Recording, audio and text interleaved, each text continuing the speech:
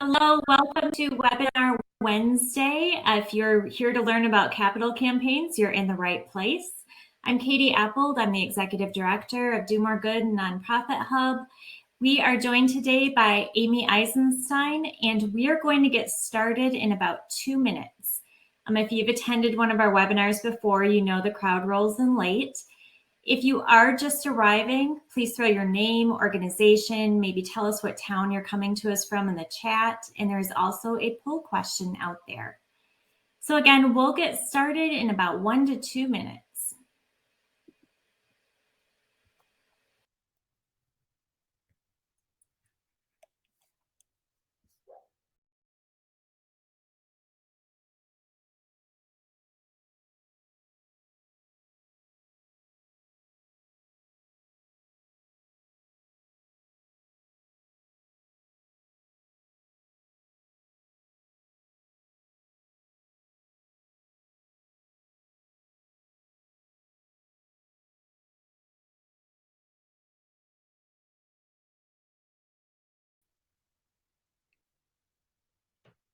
It's fun to see everybody coming in. Barbara Walters from Lutheran Child and Family Services in Indianapolis. Nice to see you. And Cassandra from the Virgin Islands. So exciting. Hi. Got Allison and from Gainesville and Jim from Wichita. So fun.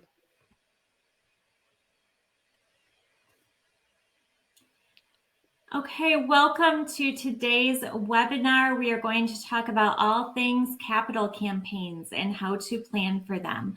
We are joined by Amy Eisenstein. She is the authority on capital campaigns, and she has a ton of letters after her name. I'm just going to say ACFRE. Amy, you're going to have to probably tell the crowd what the A stands for. It's Advanced Certified Advanced. Fundraising Executive, yes. So this is no ordinary fundraising executive. She is advanced. She is the author of several books on nonprofit fundraising, and her expertise is in capital campaigns, which is what she's going to talk to us about today. So Amy, I'm going to have you introduce yourself a little bit further when you take over, but Josh, I want to welcome you first. Josh is from Equid. He is our sponsor for today's webinar. Equid is your go-to e-commerce solution for nonprofits. But Josh, go ahead and tell us a little bit more. Since I know you're all here to listen to Amy and not me, but we're super excited to be a sponsor for this webinar. As a former nonprofit leader myself, I know how important it is to have the right tools for nonprofits, especially since, lots of people don't necessarily view nonprofits as small business. And at Equid, we're all about creating Equid by Lightspeed, actually, since we were recently acquired. But we're all about the small business, reigniting our local communities. And that means providing you all with the right tools to achieve the mission of your organization. And when it comes to Equid by Lightspeed, that means having an online presence and having the tools to maybe run some sort of online capital campaign, online fundraising campaign, whether it be reoccurring or one time. Share some information so that maybe you can have a place to land for potential prospects. Regardless, it shouldn't take you long, so that's why we think our tool is great for you. Just takes you a few minutes, get your site up and running, get a campaign running, and so happy to be a part of this and sponsor this. And there you go. All you, Amy. Thank you. Thanks, Josh. And guys, we're going to make sure that you have links to Equid in the follow-up, and I'll throw it into the chat as well. Amy, take it away. Great. Thank you so much, Katie. All right. And Kaylee, you're going to put my slides back up, right? Oh, there we go. Perfect. Hi, everybody. I'm Amy Eisenstein. I'm the CEO and co-founder of the Capital Campaign Toolkit, and I'm super excited to be here talking to you about how to plan a successful capital campaign in 2022. If you haven't introduced yourself in the chat yet, go ahead and do that. Let us know what organization you're with and where in the country or in the world you are.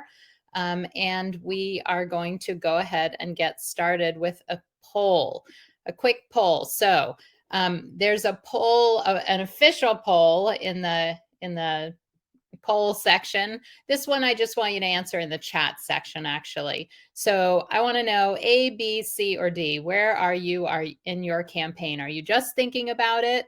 Are you in the feasibility study stage? Are you soliciting leadership level gifts, or are you in the public phase? So thank you all for typing in. I see we've got people in all stages of their campaigns, those just thinking about it, those doing feasibility studies, soliciting leadership level gifts, and public phase.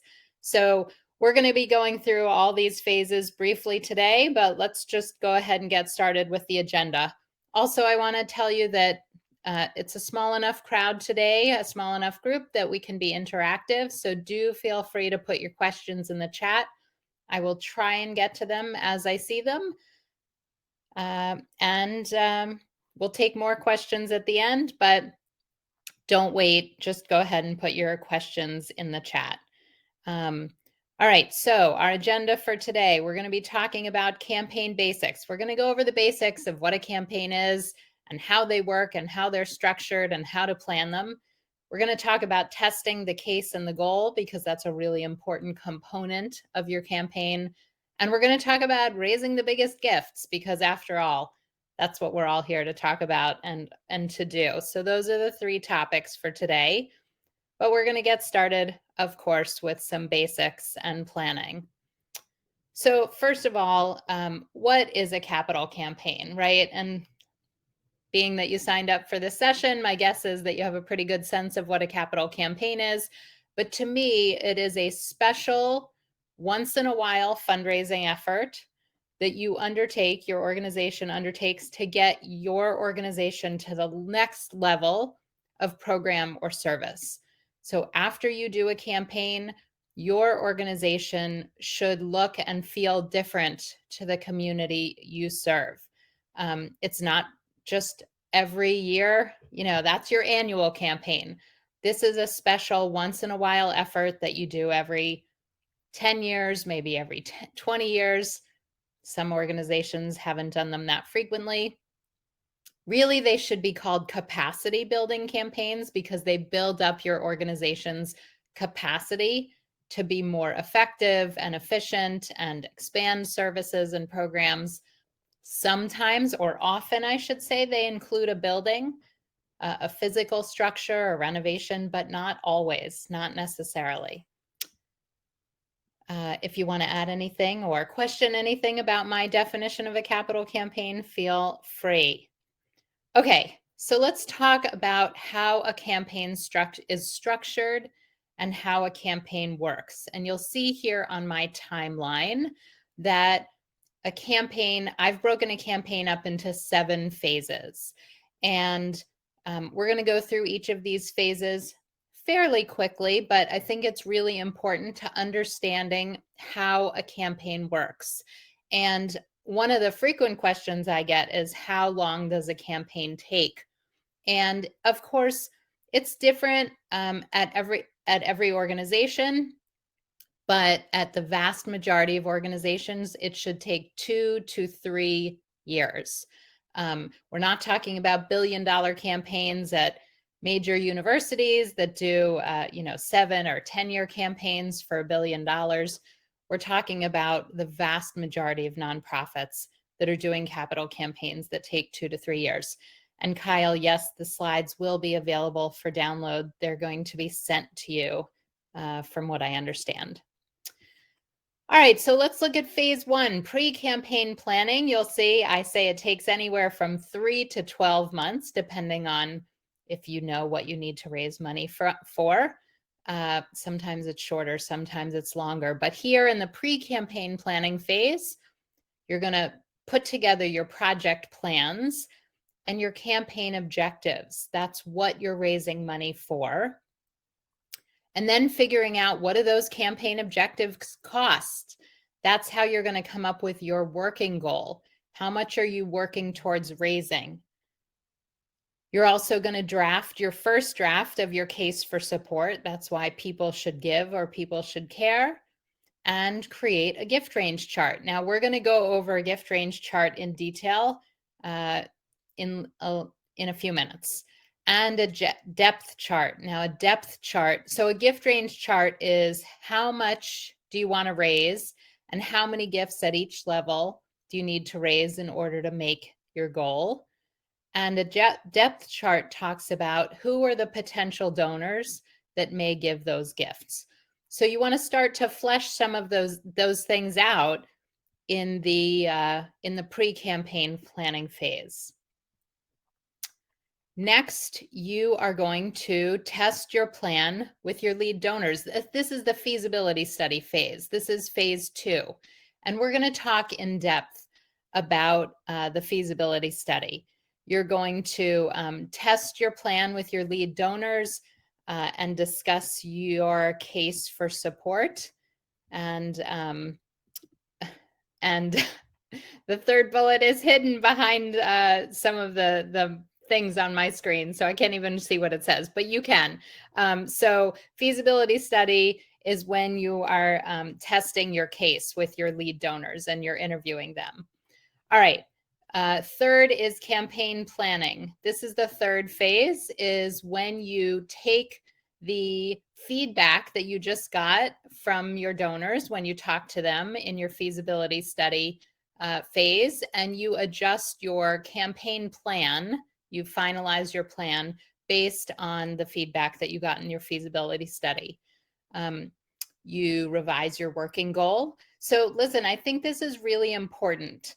One of the rookie mistakes that people make when planning a campaign for the first time is they think that the very first thing that they're supposed to do is develop a campaign brochure, in essence.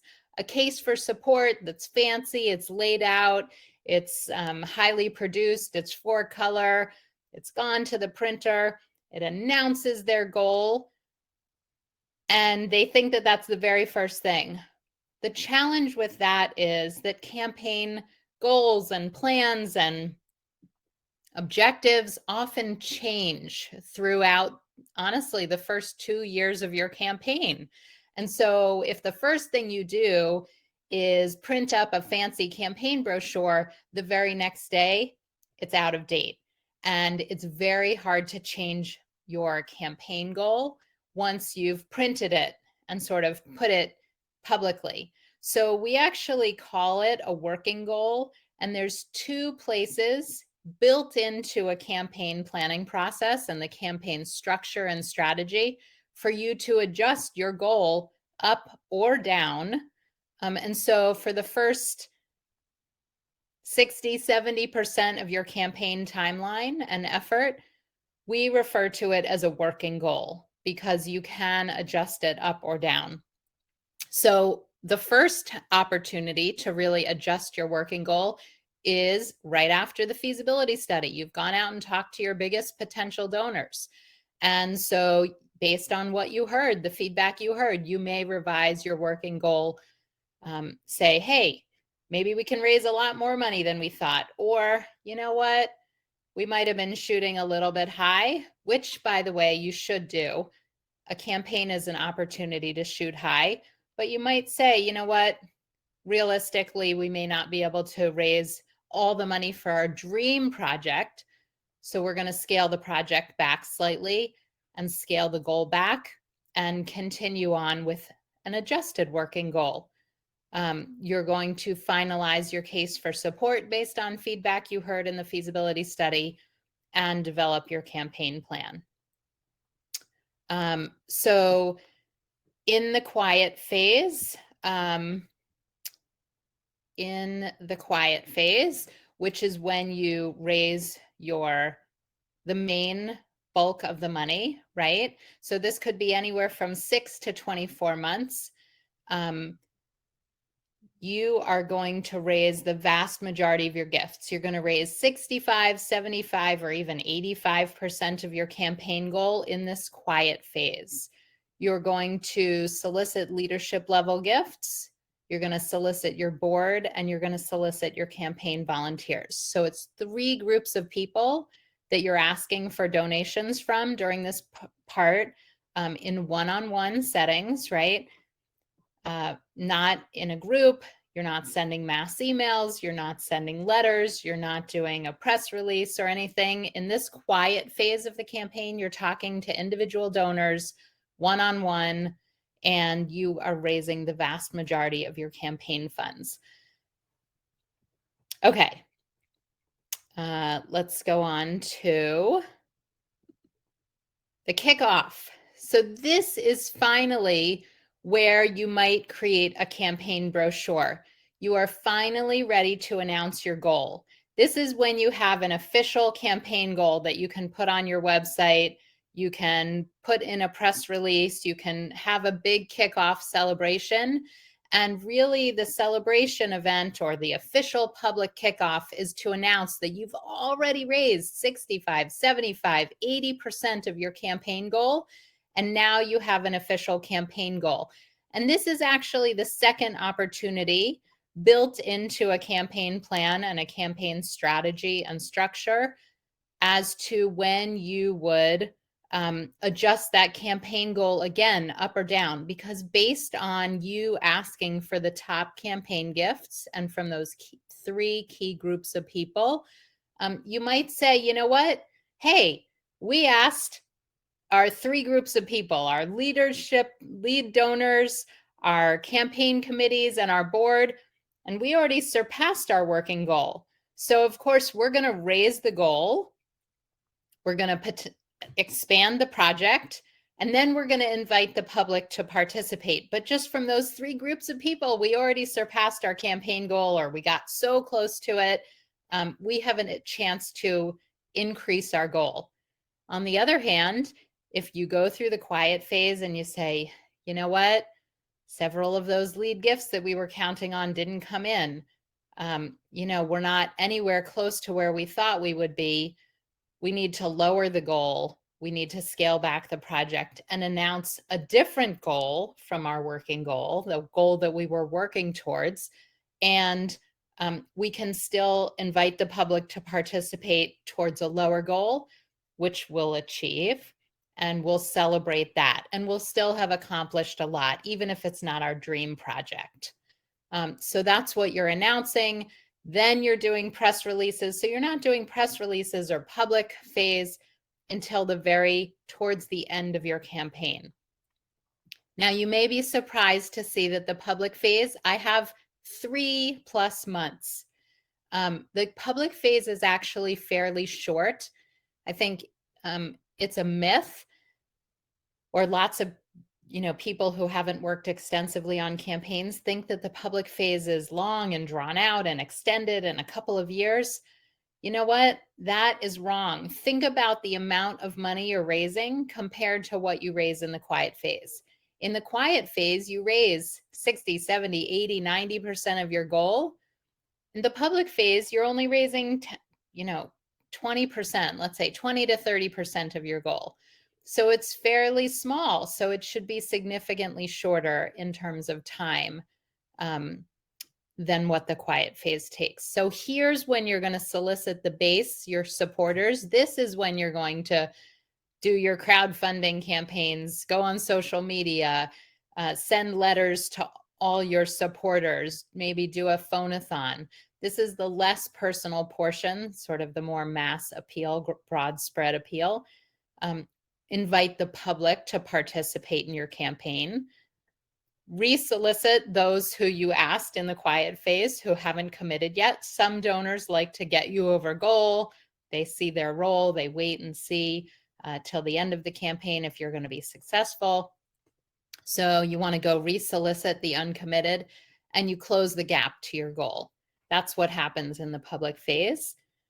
And finally, in the post-campaign phase, you celebrate, you express gratitude, you send pledge reminders, and you wrap up the campaign. So, all right, so those are the campaign basics. That's the campaign timeline and the overview of the campaign.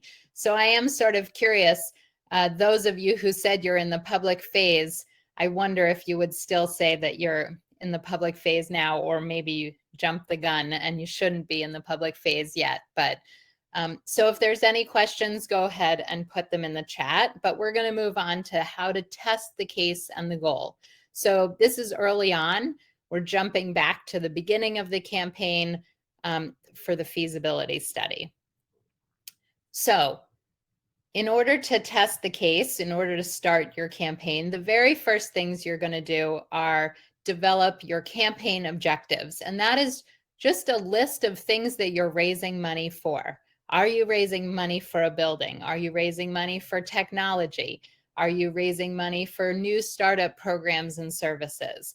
Are you raising money for capacity building, right? New staffing, whatever. Make a, endowment. Often endowment is included in a campaign. So those are your campaign objectives. Figuring out what is in your strategic plan. Often campaigns grow out of a strategic planning process. So what are you raising money for? Figuring out what are your campaign objectives. Now, we talked about this, your working goal. How much would you like to raise? That's how much your dream projects or your campaign objectives cost. So, and this is easier said than done. Sometimes it's really hard to figure out how much that new construction is going to cost, how much that new site is going to cost, how much a new program or service, how much technology costs. But you need to put a number to your plans. And so that's what this process is, figuring out initially what your working goal is going to be, how much you would like to raise. And then the third aspect, before you can go into feasibility study or test your case for support, is writing up why should people give. So this, I think sometimes the campaign objectives and the case for support get sort of muddled. Your case for support, why people should give. Maybe you're repaving a parking lot or creating a parking lot, developing a parking lot, but that's not why people should give, right? People aren't going to give. Yes, I guess technically their money is going to pay for asphalt, right? For parking lot, but that's not why people care or why they should give. They should give so that more people can participate in your programs and services, and that you open up access and have a safe place for people to come and participate in your programs.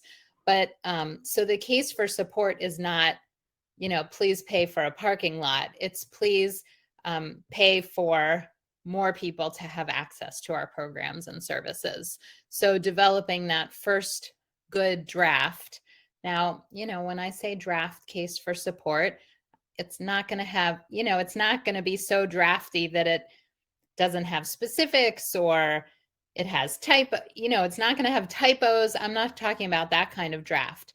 The first draft that you're showing to donors in a feasibility study is a Word document, but it's edited, so that it looks good, it reads well, there's no typos, there's no spelling mistakes, but it's just not highly formatted. It's just a Word document that your initial early potential donors will see.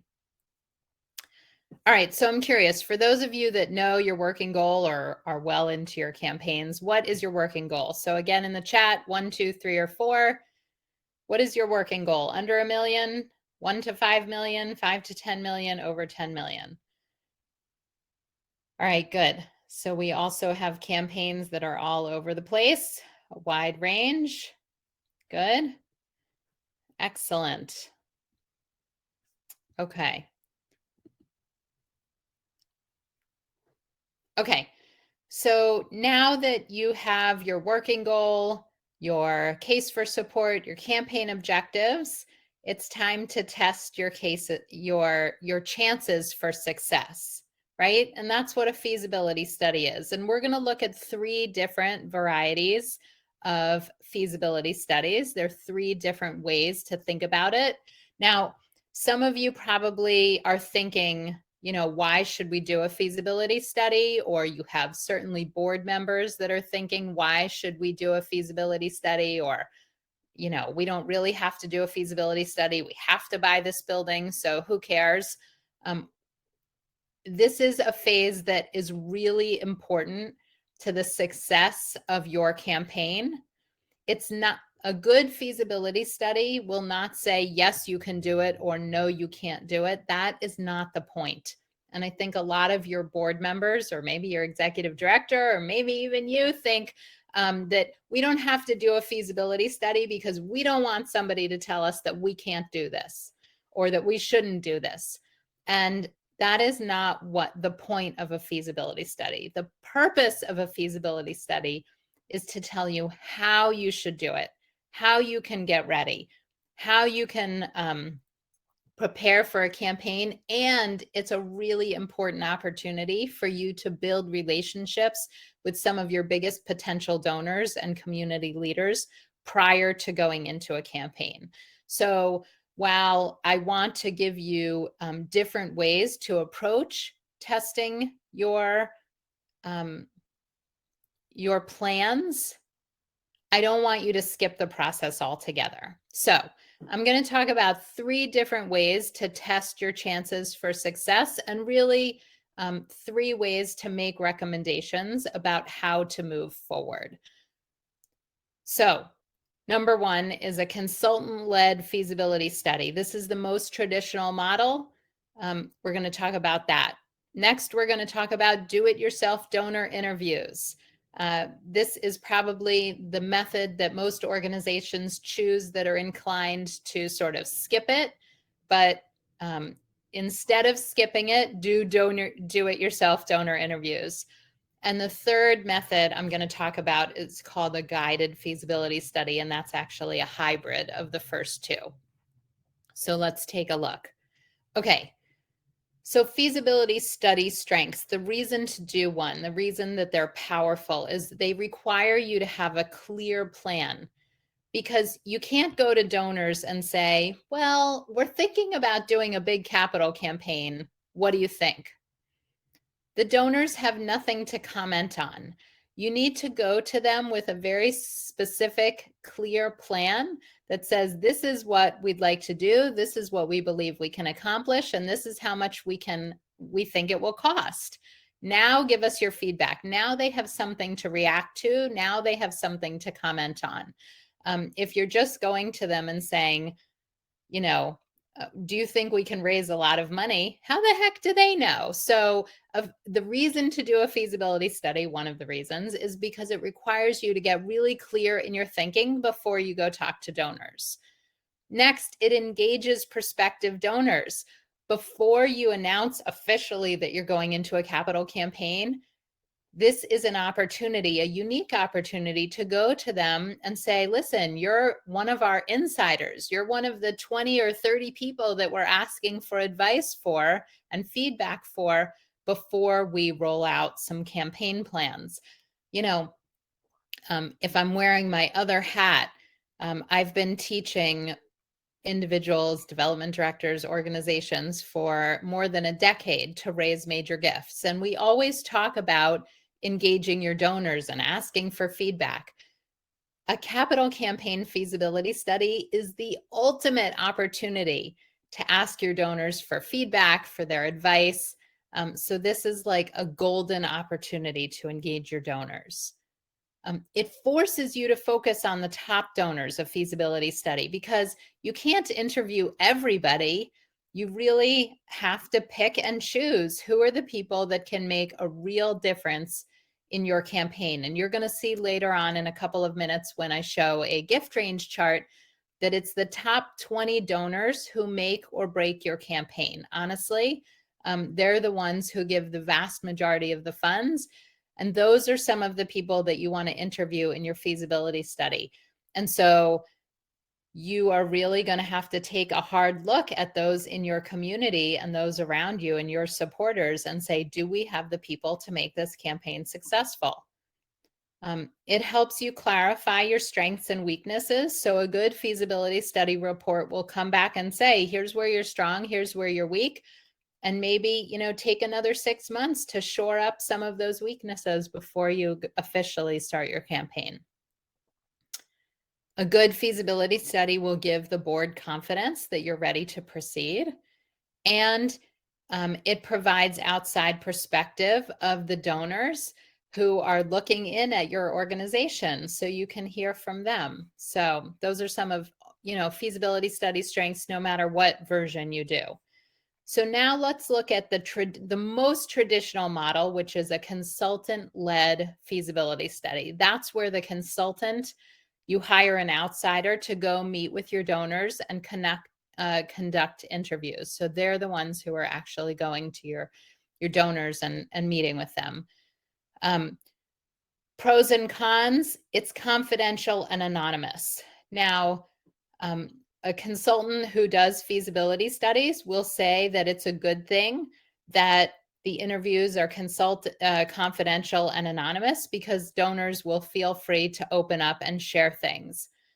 To me, I think it's more of a con than a pro, because sometimes donors open up, sometimes they don't. But the reality is that the report that nonprofits get from feasibility studies aggregates all the interviews and responses. And if somebody's very unhappy, you're left with a confidential report and you don't know who said what, and you can't go do anything about it or talk to them.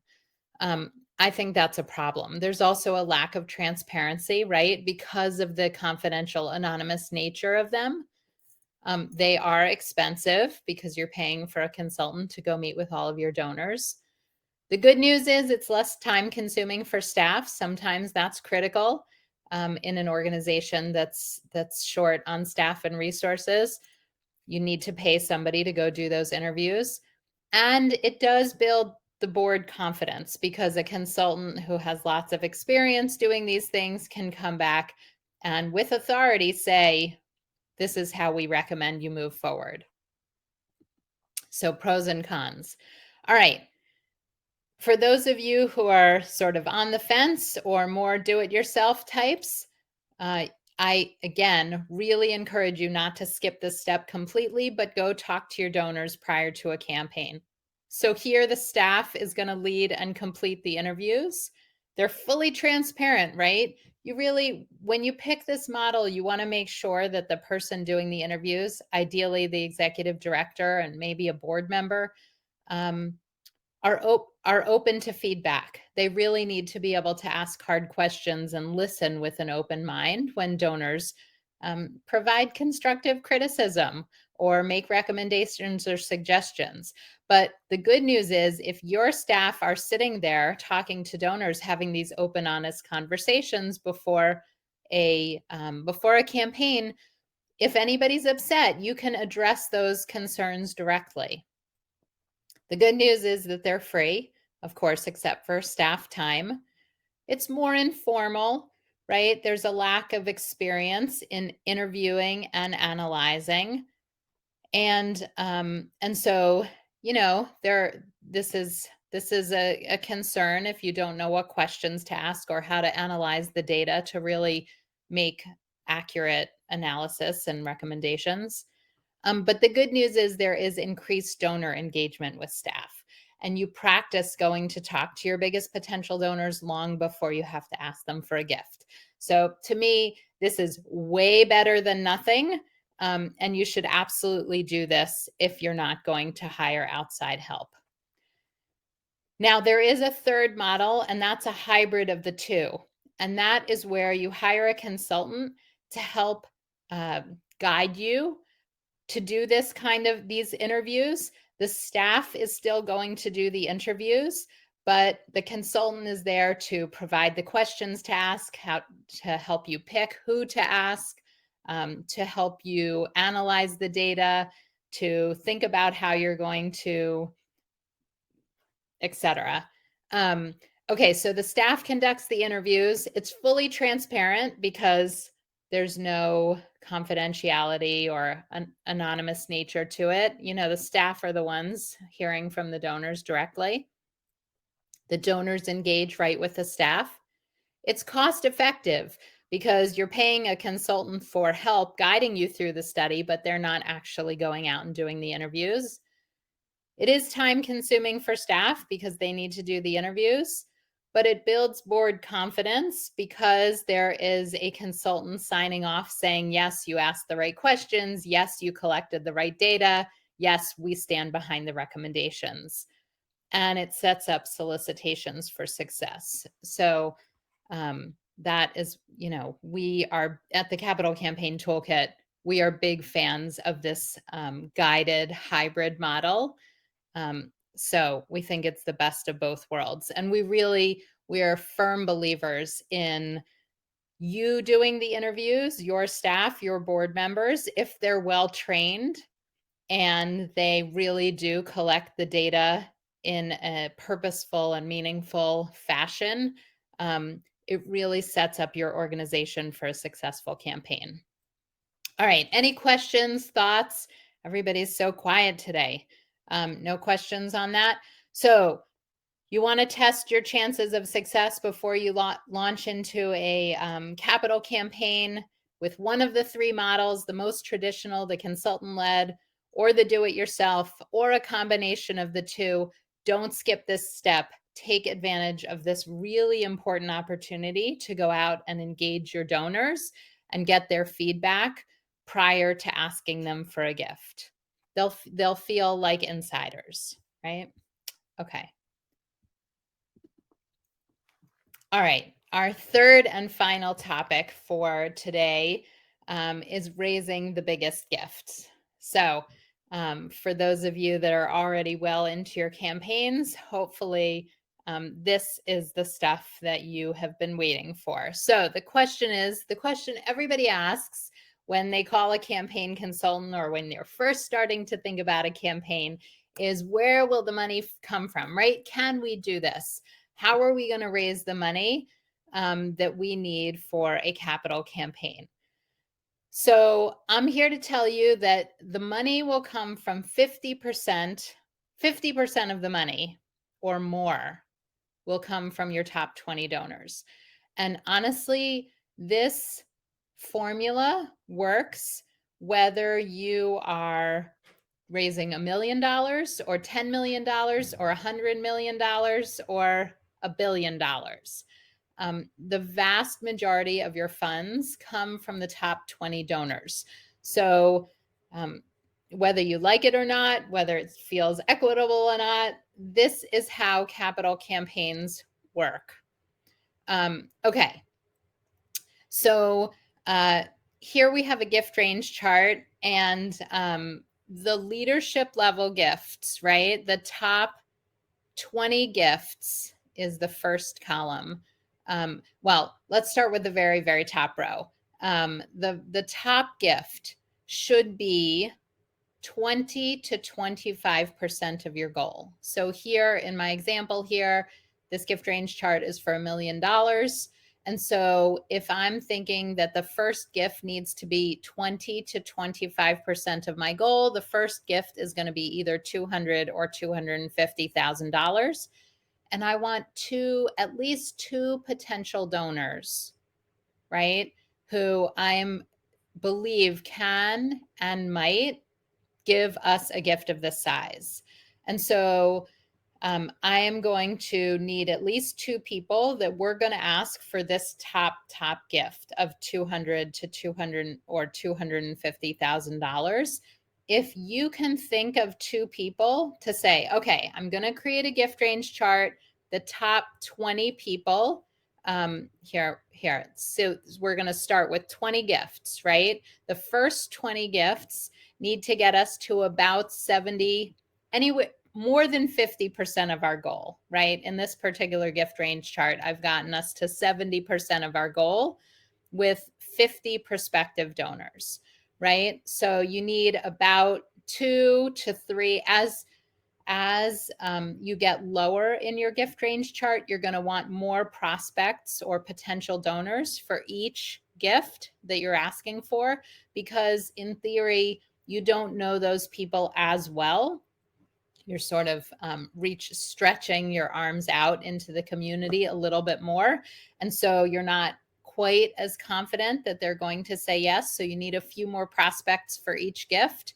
And so we want to make sure that you have about 50 potential donors for those top 50 gifts, the top 20 gifts, I should say. So here's your capital campaign formula, right?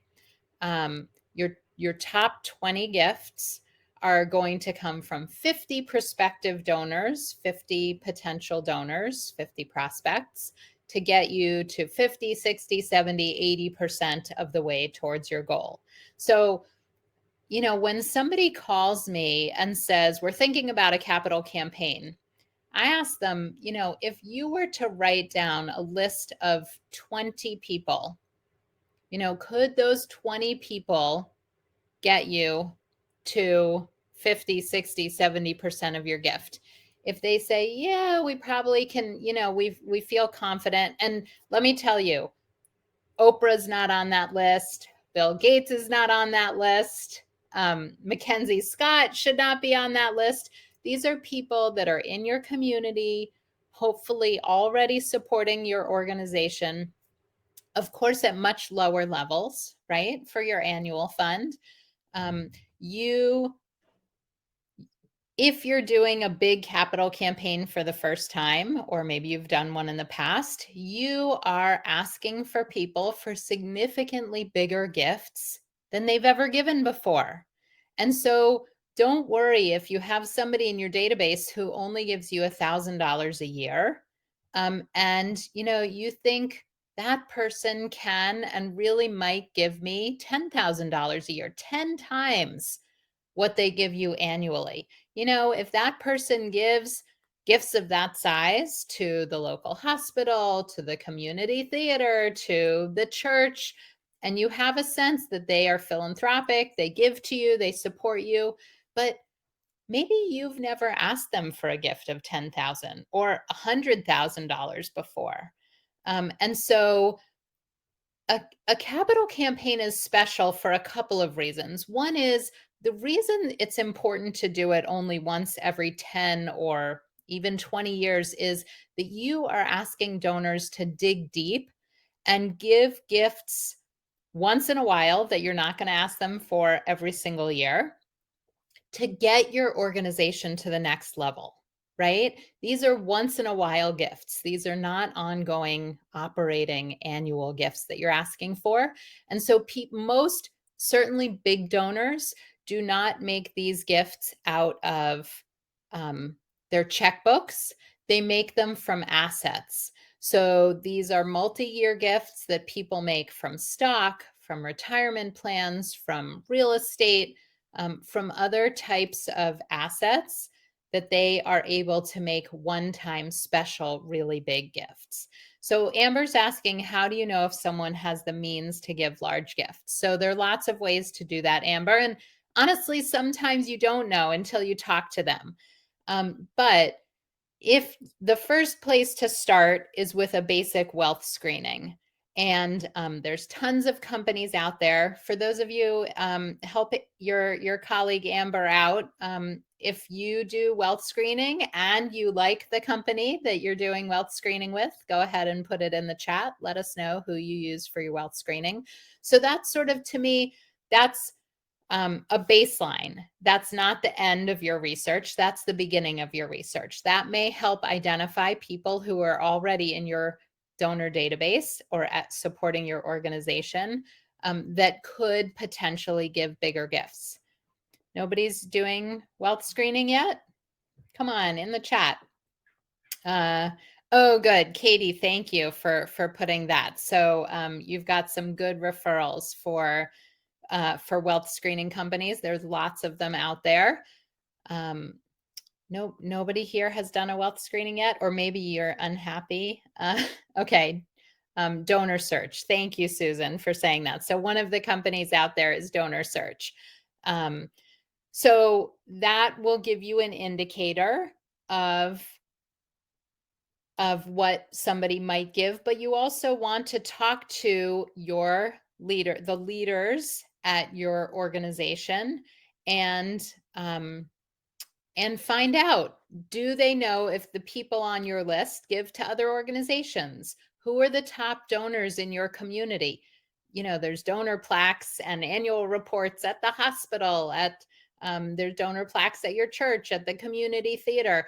Find out who your overlapping donors are and find out who are the big givers, and board members who serve on your boards and other boards will probably know some of the same people. Carolyn's suggesting Google. Of course, you definitely want to do a quick Google search. It's not going to be nearly as extensive as what a wealth screening company will do, but you should absolutely do your own research as well. Okay. Other companies, just because, most people have mentioned donor search. I'm sure that the list that Katie's suggesting linking to is good too. There's iWave, there's Wealth Engine, there is Blackbaud has their own wealth screening. There's lots of them. Okay, so let's talk about the donors who have the ability to give. Who will make these gifts? And maybe this will also answer your question, Amber. So we want to look at donors who have the ability to give, right? And we might know that based on what they give to other organizations. They need to believe in your mission, right? So your longtime loyal donors, your board members, your most active volunteers, those are great people to start with. And of course, they need to have contact with your organization. That means that if you email them or call them, they will respond. Now, I know they may not respond the first time you email or call them, but somebody at your organization needs to be able to get them to respond. So maybe a board member, the executive director. So that's why we know that Oprah is not good. She's not going to respond. Bill Gates is not a good prospect for your campaign. He's not going to respond. Okay. All right. So now let's take a look at the depth chart. So in the depth chart, this is where the rubber meets the road. You take your top gifts that you need for your gift range chart, right? So in our example, our gift range chart before said $250,000. We need one gift at that level, and we need 2 prospective donors for that gift. The next gift level is $100,000. And so we're going back here to our gift range chart. The arrow doesn't quite line up here. With your first gift of $250,000, we need 2 prospective donors. And so we put in 2 names of people that we think can and might give a gift at that level. So really, that's where your campaign plan really starts to flesh out. Is you've got your gift range chart. How many gifts do you need at each level to successfully get to your goal? And then what gifts are you going to need, and who might give those gifts? So let me just go back quickly to this gift range chart. So if you don't have that top gift of 250, you say, oh my gosh, we don't have anybody in our community. Nobody on our board knows anybody who might consider giving 250 or possibly do it. Then you have to flatten your gift range chart, and you might decide if you need, hundreds or thousands of gifts here. You might say, okay, $1 million is too much. We're never going to get there, because if you don't have these gifts at the top of the gift range chart, you're going to need so many more prospective donors as you flatten out your gift range chart. It's just your campaign's going to get harder and harder. So, okay, so you make your depth chart, and that is how you raise the biggest gifts. So listen, I'm saving 10 minutes to answer questions. So now's a good time to put them in. I'm going to chitter chatter a little bit more about what we've talked about. And if you have any questions, go ahead and put them in. So we covered campaign basics, the timeline, the different phases of the campaign. We talked about testing the case and the goal. And so really, don't skip that phase of the campaign. It's critical to engage your biggest potential donors. And we talked about raising the biggest gifts and how to find those people. But really, it is about those 3 groups of people. It's about your board members, it's about campaign volunteers and committee members, and it's about those leadership level donors, those people that you interview in the feasibility study. So, all right, so that's it. And I'm happy to answer questions. You can find me at capitalcampaigntoolkit.com. And now let's talk. Katie, hi. Hi. So everyone, this is a great opportunity. Amy's an expert. I know you all have questions. Don't miss the chance to get them answered. Don't be afraid to throw anything into the chat either. This is a safe group. No judgment allowed. Yes. You know, if you have a question, it's very likely that somebody else has the exact same question. There's no stupid questions. You know, it's free. There's no obligation. There's no commitment. I'm just here to answer your questions, and my dog's going to talk to us as well. I'm sure there's a squirrel outside or some exciting thing. Sorry. Oh, there is a truck outside my office. All right. Okay, so Katie, what do you want to talk about capital campaigns? What are your burning questions? Well, we have one. So what would you recommend for an organization that may currently have a large donor pool? Okay. This is Melissa. So Melissa, it's a good question. First of all, I want to tell you and remind you that you don't need a large donor pool. You need a small, loyal donor pool. So, you know, really, it is about 100 donors or less that do a capital campaign. So you need the right donor pool, not a large donor pool. So stop worrying about hundreds of donors or thousands of donors and look for the right donors. And that is talking to your board members and finding out who they know that might be super interested in your work and your organization. And that's why it's critical to, you know, you might do a feasibility study that says you need to engage your donors better and engage people in the community better before you start a campaign. And that, and you know, you may need to grow your donor list, but really it's about looking for the right donors.